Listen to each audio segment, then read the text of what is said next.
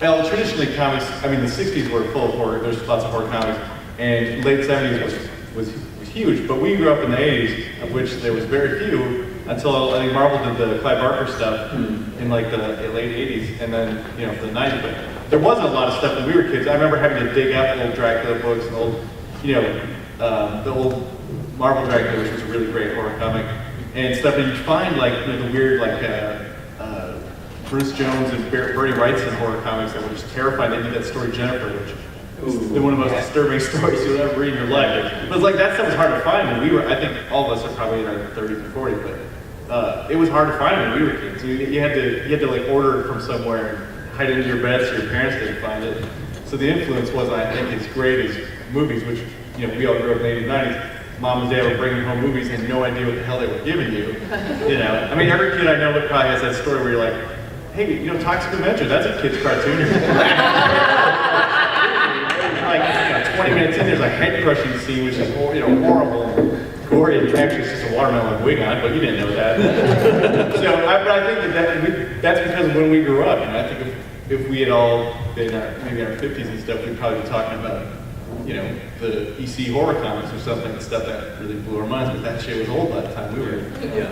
And honestly, a lot of my influences, a lot of the things that I want to write comics about are not based on the comics that I read when I was younger. They're based on the TV shows and the movies and the novels that I read. You know, there's all this like Cthulhu, Lovecraftian stuff in the work that I do, and I'm always. But there were some great comics in that. You know what I mean? I didn't read them though. Yeah. So, like, a lot of my influences, as far as the comics that I write, are taking the other things that I'm into that aren't comics and putting them in the comic stuff. So yeah, there's been a lot of Lovecraft comics, but I'm much more influenced by, you know, Lovecraft, and he wasn't writing comics. I think there was a lot of stuff in Swamp Thing that was really yeah. I have a very vivid memory of like a particular sequence where there was a woman taking a shower, scrubbing herself with a wire brush. Yeah. And there's like little droplets of blood on the wire brush, and you're there for a while before you finally understand that the reason she's doing that is because she just found out that her husband, who she's been having sex with for months, is a corpse, like a reanimated corpse, and she's trying to like wash the death out of her body. Like that was a horror comic. But you know, more recently, like Black Hole with Charles Burns, is like that's horror. That a whole other was the level. first comic I think maybe since I was a kid that creeped me out. I felt really uncomfortable with that, but it's like a teenage body horror thing, which I think everybody can relate to. Has been a teenager remembers that discomfort, which is what it's about in vivid, horrible Charles Burns detail. You know? So I think that, yeah, I agree. That's a scary one. There was also the, I mean, I know when I was growing up, the ones I've talked about before when we were asked about horror comics that affected us when we were kids, I mentioned Craven's Last Hunt from Spider-Man. Oh, yeah. Very much like... Infinity Gauntlet was that for me. Really? Half the Marvel Universe vanishes from the first issue. I'm like, She-Hulk just died! What the fuck? Well, like Craven's Last Hunt is a horror story wrapped up in a Spider-Man story. Right, they just put spandex on the horror story. That guy gets, you know, killed by his enemy and buried, and he loses 2 weeks of his life and comes back, and his life is all screwed up. It's terrifying, but it's a Spider-Man story. I read it when I was 11. And there's another one where you weren't, Spider-Man at that time was so, you know, adventurous and like friendly neighborhood Spider-Man. Yeah. So no one knew what to expect when it was like, oh, here's a new Spider-Man book. Oh my God, Spider-Man just got shot in the head, buried, and now he's having, you know, he's Now he's afraid of spiders. That scene where he's like covered in spiders, and so it was really scary as a kid. In fact, it just gave me goosebumps. I'm pretty surprised. In the early 90s, then there was a lot of independent horror that was coming out in comics. And like, did you read Cry for Dawn? Oh yeah, the Joe Monk stuff? Yeah, Joe Monk, yeah. I mean, that, like, it got into a different type of level where, you know, you had Hellraiser, which was tapping into that sort of, like in the 90s, everyone was sort of dealing with AIDS, and there was a lot of horror that was about this fear of sexuality. And so you had that Hellraiser was very much all that Clive Barker stuff. I'd say Clive kills on the sex and fear thing. That's his thing. He's the king of that. You can say that. So how about some questions from the audience here? We got a microphone right here. Or if you have a loud voice, just holler it out.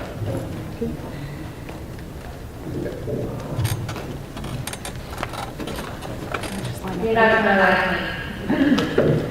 me. I don't like horror. I mean, it scares the crap out of me. I don't like it. I also, let's say, know people in the industry who see a lot of death, okay? And have you actually ever seen a court being mutilated the way you describe it in your comics? And how do you feel about it? How do you feel seeing somebody reincarnating what you do? You write this great, comic, and then you read in the news that they took this guy and they quartered him and put a head on his stick and go, check it out. How do you feel about people like that? Or does that bother you anymore? Well, of course it bothers us. Well, you don't know. I don't know. Yeah. I mean, it's not, as these lovely ladies were saying, have you seen the police who shot his dog, or the policeman who shot the dog? No.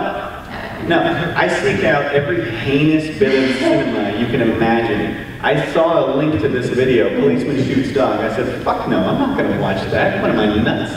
I want nothing to do with real life violence. The reason that I do what I do is because there is so much hideousness in the world. I think that's my way to get it out. That's my way to process the garbage that I see and make sense of it. I'm writing, the comic book I'm writing right now is called Next Testament. It's about a man who finds God and God ends up being a psychopath. And that's the only thing that I can rationalize in this world. I mean, if you look at the book of, this whole thing was influenced by the book of Job. What frame of mind where does that come from? Okay. No, I agree with you. I do agree, and I think you guys are lovely people. Okay? I have a daughter who is a very lovely child and writes stuff like what you Cool. She writes that. She sounds awesome.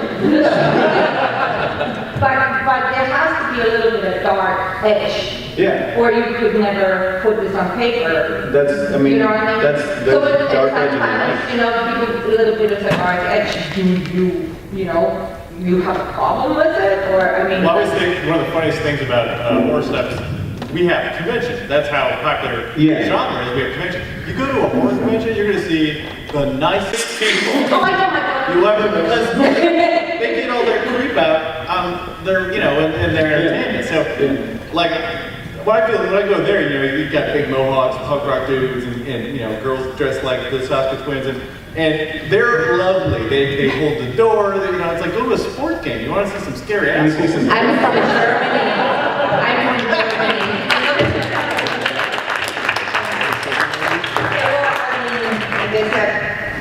It's the only way we can make sense of the world. I would say this though. I wish I was better at writing happy endings. Like I kind of feel like nihilism is bullshit, but I can't get away from it. That's what nihilism is. It's like a cancer. It destroys your point of view on the world. I wish I was more imaginative so that my characters could figure out how to get out of the situations that they're in, and I'm not. So it just has to be visible, and I think that's a failing of me personally and a lot of other people that I read. I can get behind For me, like the horrific real life stuff that I can actually tolerate in nonfiction, is not the human on human violence. It's things like, Witch Doctor had me researching a lot about Ebola or mad cow disease or all these things, or Kuru, which is a disease that you get from cannibalism. Where are you getting the ideas from? Like how you said you're researching, where are you getting these ideas? Are you opening the daily newspaper and go, hey, I'm going to write about that? To a certain degree. I don't like, the kind of real life awfulness that for some reason I am comfortable reading about is much more depersonalized. It's things like the Holocaust, or it's things like cannibalism in New Guinea, where it's not, they're not necessarily talking about individual people. If it's like one person did this to, all the bath salts, crazy zombie killing bullshit that was happening last year, was difficult. Much more so than in sort of a larger institutionalized, Papua New Guinea, there was a lot of, cannibalism was just something that you did to respect your relatives. In the 4A tribe or something like that. For some reason, I do have, it's easier for me to deal with in reading about it when it is a group rather than it is one person against another person. I don't want anything to do with that, and I don't, it does not involve it, it's not in my research, it's not in my daily life, I can't deal with it. But writing fiction, some of it I'm okay with, other aspects, sexual violence in fiction is a really fine line for me. Like it's very easy to just remind me too much of people that I know who've gone through experiences that I wish that they had not. So there are different areas of it that I am okay with and some that I'm just not. And a lot of my ideas come from my panic-induced dreams. So Thank you. Thank you. Earlier we were talking about the original Texas Chainsaw Massacre. One suggestion for all of you, find someone old, even older than myself, who saw that movie back in the drive-ins in the 1970s, but hasn't seen it since. Show them the DVD or Blu-ray, and they will swear to you up and down that it's cut.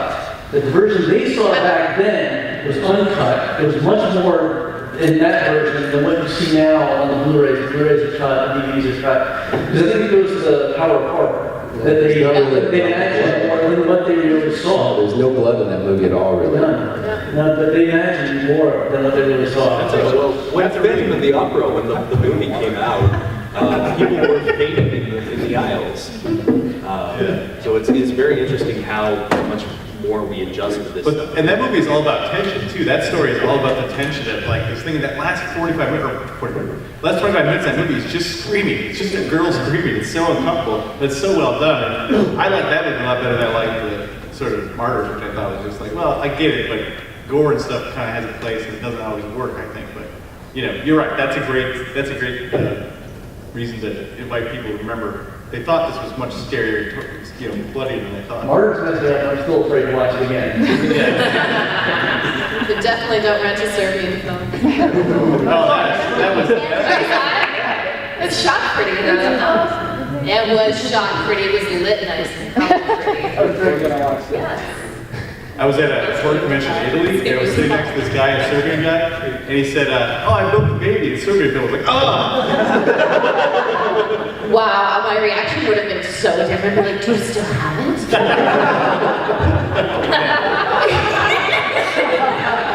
Sorry, Jen. God, horrible. Hi.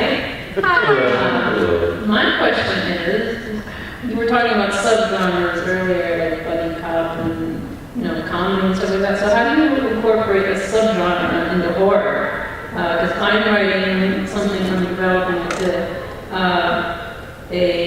I'm kind of embarrassed to say it, a horror romance.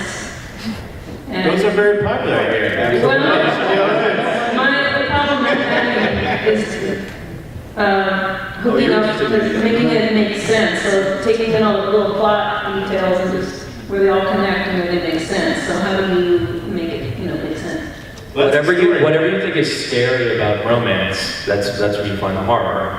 Like if you've ever been on a date that made you feel uncomfortable, or you wish that you weren't there, or you've ever been in a relationship that was difficult, like that's the horror aspect of romance. And the other side of that, exactly that. And then the other one of the scary thing of if you're really into someone, realizing how into someone you are, that's terrifying too, what they can do to you. That's the other side of it. Yeah. But I think that's what you have to, that's what makes, everybody up here I'm sure hates Twilight, and I do too, but. No, I really like Twilight, and I will fuck you up, yeah. But what makes it work so well is it totally captures those things that kids are afraid of, and girls specifically, because they're like, well, he'll be around forever, he'll love me forever, I'm so special, I'm so unique. It totally does all those things. I think that's what makes it genius. That's why it works so well.